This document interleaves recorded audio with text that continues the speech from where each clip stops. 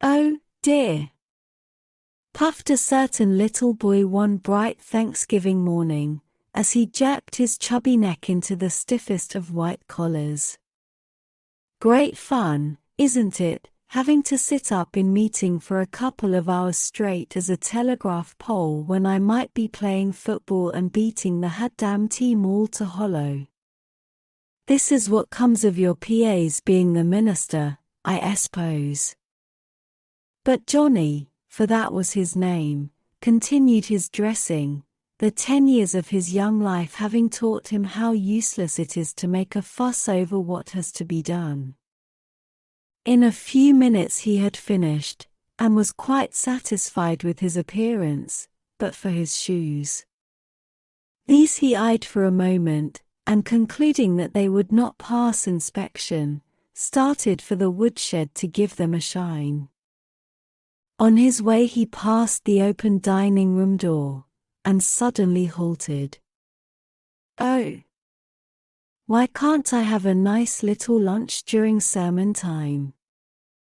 He took a step back and peeped slyly into the room, then stole across to the old-fashioned cupboard, stealthily opening the doors, and such an array of good things you never beheld.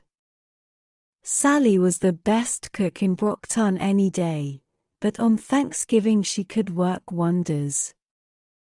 He looked with longing eyes from one dish to another. Now the big pies were out of the question, and the cranberry tarts he felt of them lovingly, but no, they were altogether too sticky. He stood on tiptoe to see what was on the second shelf. To his delight he found a platter filled with just the daintiest little pink frosted cakes you ever saw. Oh, thimble cakes! He exclaimed. You're just the fellows I want. I'll take you along to church with me. He cast one quick glance around, then grabbed a handful of the tiny cakes and crammed them into his trousers pocket. Lucky for me Ma isn't going to meeting today, chuckled the naughty boy, and I don't believe Grandma'd ever tell on me if I carried along the turkey. The early bell had now begun to ring, and Johnny started for the village church. Come, my son, said Dr. Goodwin, as they entered the meeting house, you are to sit in the front seat with Grandma this morning. She is particularly anxious to hear every word of the sermon today. And where's your contribution, boy? You haven't forgotten that? No, sir, meekly answered Johnny, it's tied up in my handkerchief. But his heart sank the front seat. However was his lunch to come in now? The opening hymn had been sung, the prayer of thanksgiving offered, and now, as the collection was about to be taken, the pastor begged his people to be especially generous to the poor on this day. Up in the front pew sat Johnny, but never a word of the notice did he hear, so busy was he planning out his own little affair. It wasn't such easy planning either, just supposing he got caught. But what was that? Johnny jumped as if he had been struck. However, it was nothing but the money plate under his nose, and the good Deacon Sims standing calmly by.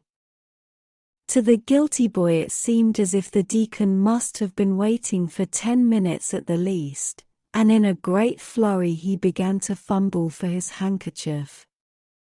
What had he done with it? Oh, there it was at last, way down in the depths of his right trousers pocket. He caught hold of the knotted corner, and out came the handkerchief with a whisk and a flourish, and scatter, rattle, helter-skelter, out flew a half-dozen pink thimble cakes, down upon the floor, back into Mrs. Smiley's pew, and to Johnny's horror one pat into the deacon's plate. The good man's eyes tried not to twinkle as he removed the unusual offering, and passed on more quickly than was his wont.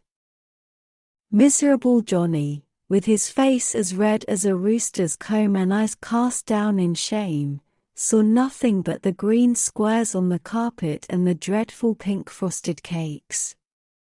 He was sure that everyone in the church was glaring at him, probably even Grandma had forsaken him, and each moment he dreaded he knew not what. To his surprise, the service seemed to go right on as usual. Another hymn was sung, and then there was a general settling down for the sermon.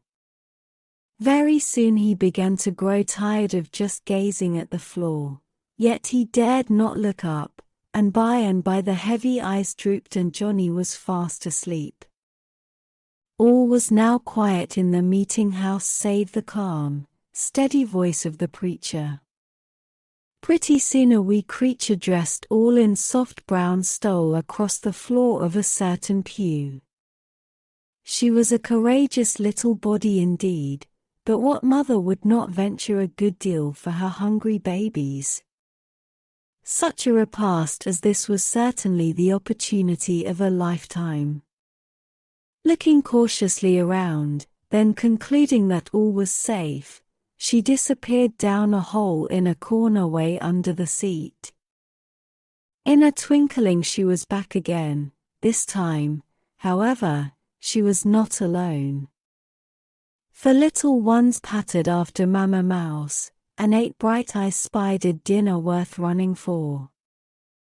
Never mind what they did, but when Johnny awoke at the strains of the closing hymn and tried to remember what had gone wrong, he saw nothing of the pink frosted cakes save some scattered crumbs.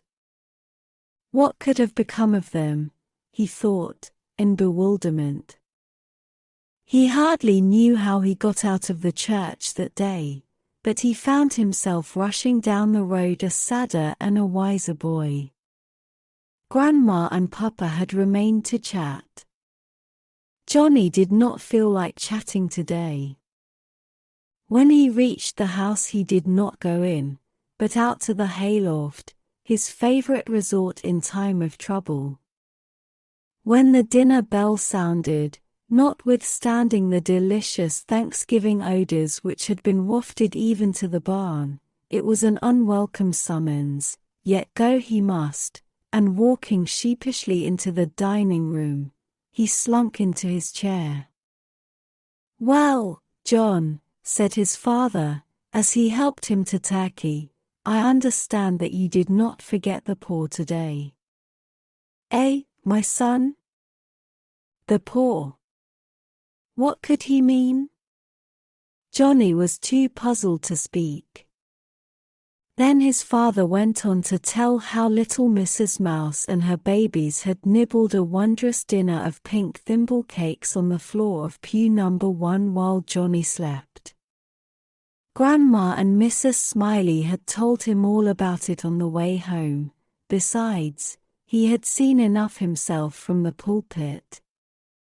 Johnny bravely bore the laugh at his expense, and as the merriment died away heaved a deep sigh of relief, and exclaimed, "Well, I'm glad somebody had a feast, even if it wasn't the fellow 'twas meant for. Humph, 'twas quite a set-up for poor church mice, wasn't it? But they needn't be looking for another next year. You don't catch me trying that again, no sir."